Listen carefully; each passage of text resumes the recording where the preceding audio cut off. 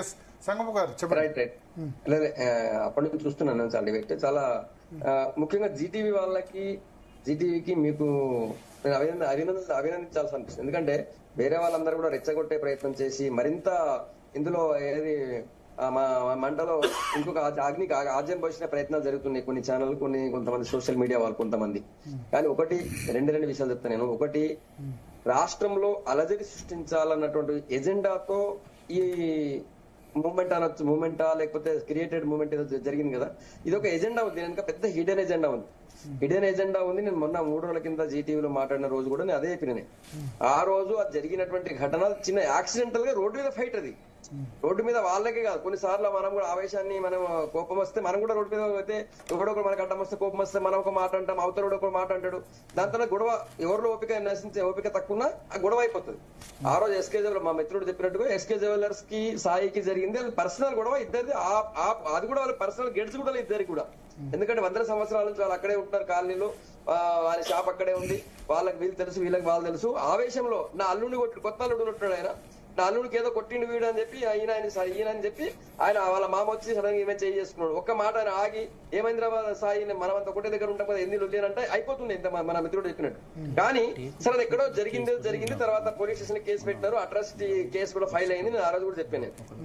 అయితే కేవలం ఒక హిడెన్ ఎజెండాతో ప్రశాంతంగా ఉన్నటువంటి సమాజంలో చిచ్చు పెట్టాలన్నటువంటి లక్ష్యంతో అర్బన్ నక్సలైట్స్, నేను ఆ రోజు చెప్పినా ఈ రోజు చెప్తున్నాను, ఆ రికార్డు చెప్తున్నా నేను, అర్బన్ నక్సలైట్స్ ఎవరైతే ఉన్నారో రాష్ట్రంలో అర్బన్ నక్సలైట్స్ దీన్ని మరింత ఫ్లేరప్ చేసి తెలంగాణ సమాజంలో ఒక అస్థిరతను క్రియేట్ చేయాలనుకున్నారు.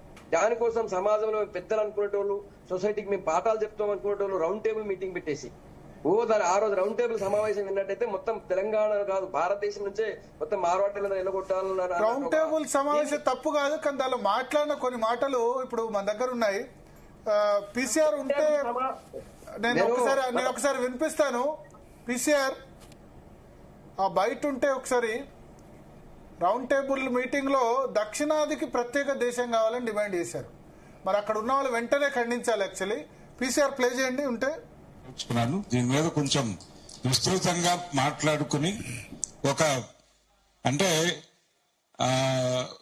దక్షిణ పథం విడిపోవాల్సినటువంటి ఒక అవసరం కూడా ఉంది. ఇది కూడా ఆలోచిస్తే బాగుంటుంది అనేది నా ఉద్దేశం. నార్త్ ఇండియా సౌత్ ఇండియాని తినేసి బతుకుతోంది అనేది నేను చెప్పదలుచుకున్నాను. దీని మీద కొంచెం విస్తృతంగా మాట్లాడుకుని అంటే దక్షిణ పథం విడిపోవాల్సినటువంటి ఒక అవసరం కూడా ఉంది. ఇది కూడా నేను అందుకనే చెప్తున్నా, ఈ ఉద్యమంలోకి తుక్కుడే గ్యాంగులు, దేశ వ్యతిరేక శక్తులు, అసాంఘిక శక్తులు చొరబడ్డాయి అనడానికి ఈ బయట ఎగ్జాంపుల్. పీసీఆర్ మళ్ళొకసారి బయట ప్లే చేయండి వినని వాళ్ళ కోసం, ఎందుకంటే చాలా తక్కువ సమయం ఉంది. ఎంత క్లియర్ గా ఏం మాట్లాడతారు చూడండి. కూడా ఉంది. నార్త్ ఇండియా సౌత్ ఇండియాని తినేసి బతుకుతోంది అనేది నేను చెప్పదలుచుకున్నాను. దీని మీద కొంచెం విస్తృతంగా మాట్లాడుకుని అంటే దక్షిణ పథం విడిపోవాల్సినటువంటి ఒక అవసరం కూడా ఉంది. ఇది కూడా ఆలోచిస్తే బాగుంటుంది అనేది నా ఉద్దేశం. నార్త్ ఇండియా సౌత్ ఇండియాని తినేసి బతుకుతోంది అనేది నేను చెప్పదలుచుకున్నాను. దీని మీద కొంచెం విస్తృతంగా నార్త్ ఇండియా సౌత్ ఇండియాను తినేసి బతుకుతోంది. దక్షిణాది రాష్ట్రాల ఆదాయం ఉత్తరాది రాష్ట్రాల ఆదాయంతో ఎక్కువ. దీనిలో పూర్తి వాస్తవం లేదు. అంటే కర్ణాటక, తమిళనాడు, తెలంగాణ డెఫినెట్ గా చాలా ఎక్కువ రెవెన్యూ ఉన్నాయి. అట్లా నార్త్ ఇండియాలో అన్ని రాష్ట్రాలు కాదు, హర్యానా రెవెన్యూ చాలా ఎక్కువ, గుజరాత్ రెవెన్యూ చాలా ఎక్కువ, మహారాష్ట్ర రెవెన్యూ చాలా ఎక్కువ.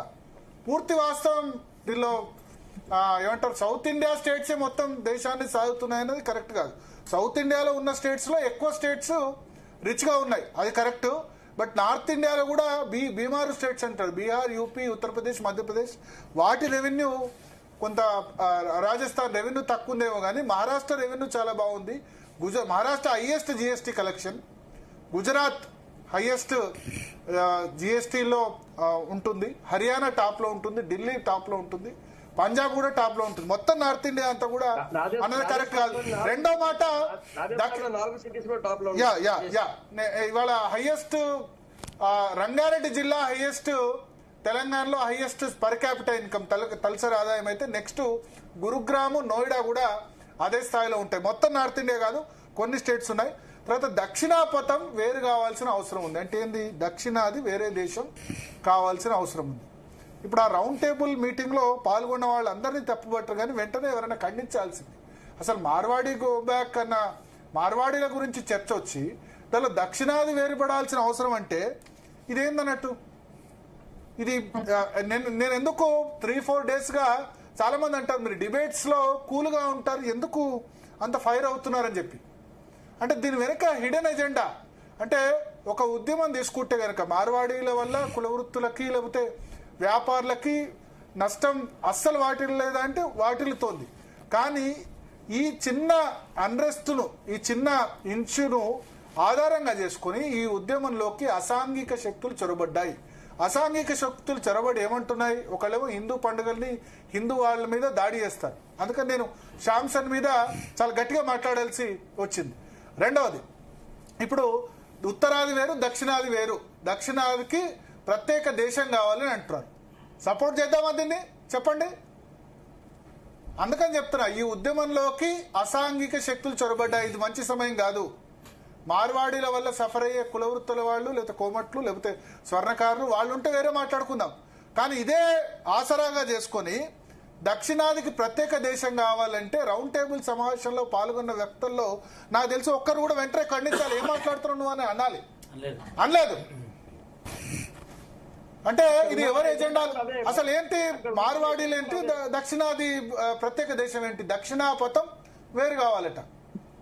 అంటే జేఎన్యూలో ఇలాంటి స్లోగన్స్ మనం వింటూ వస్తున్నాము. అంటే అందుకని చెప్తున్నా, ఇది నేను తుకడే గ్యాంగ్ అని ఒట్టిగా అనలేదు. తుకడే గ్యాంగ్ అని ఏ ఆరోపణ లేకుండా అనలేదు. మొన్న ఎవరు అన్నారు, మీరు బీహారీ మార్వాడీలు గుజరాతీల దగ్గర డబ్బులు తీసుకొని మాట్లాడుతున్నారేమో అన్నప్పుడు మీరు తుకడే గ్యాంగుల దగ్గర డబ్బులు తీసుకున్నారా? మీరు కన్వర్టెడ్ మాఫియా దగ్గర డబ్బులు తీసుకున్నారా? మీరు పాకిస్తాన్ ISI దగ్గర డబ్బులు తీసుకొని ఈ విధంగా దేశాన్ని విభజించే విధంగా డబ్బులు తీసుకొని మాట్లాడుతున్నారని చెప్పాను. ఇది కరెక్టా? ఇప్పుడు ఆయన మాట్లాడింది మళ్ళొకసారి ప్లే చేయండి. PCR